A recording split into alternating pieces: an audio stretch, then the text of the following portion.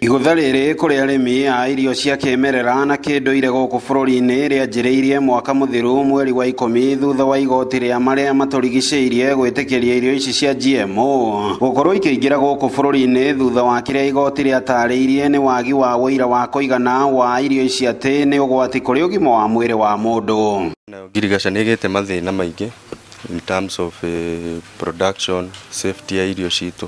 Horo wĩgiĩ technology nĩ ũkĩte. Mbegu za GMO zikiruhusiwa zitapoteza hizi mbegu zetu za kiasili. Thutha ũyũ igoti inene mũciĩ-inĩ wa Nairobi narĩo rĩcokete gũkindĩra itua rĩa igoti rĩa marĩa matũrigicĩirie. Ndeto ĩno ĩgĩtumũra ndereti kuma kũrĩ ikundi iria itetagĩra wĩyathi wa mbegũ cia kĩmerera na kĩndũire. A lot of seeds that could be GMO would be targeting the most important food crop here in Kenya, which is maize, and this is open pollinated, and we are going to find a situation where all the seeds that we are going to be growing, including indigenous local seeds, getting contaminated with GMO seeds, and therefore farmers who want to grow local maize and they want to grow food that has no GMO for their own consumption, they will not be able to achieve that option because GMO will have contaminated their local maize. Ikundi ici ikoretwo kwa ihinda igĩka kambĩini ĩgiĩ kũhĩmbĩrio kwa irio na mbegũ cia kĩmerera na kĩndũire ũndũ ũmwe na gũthomithia arĩmi ciĩgiĩ bata wa kũhĩmbĩria mbegũ na irio ici amu marauga irĩ na ũhoti wa gũciarithanio kwa ihinda iraya ikĩringithanio na mbegũ cia gĩthũngũ. Hizi mbegu zetu za kiasili zikipotea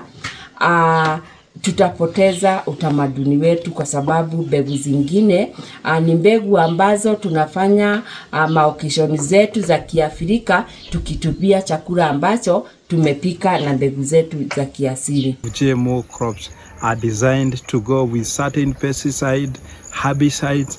That means increased use of herbicide and pesticides, and therefore we are going to have a situation where environment get more contaminated with chemicals. Ngĩribotera Inooro TV kuma kaunti-inĩ ya Nakuru. Rĩtwa rĩakwa nĩ Robert wa Maina.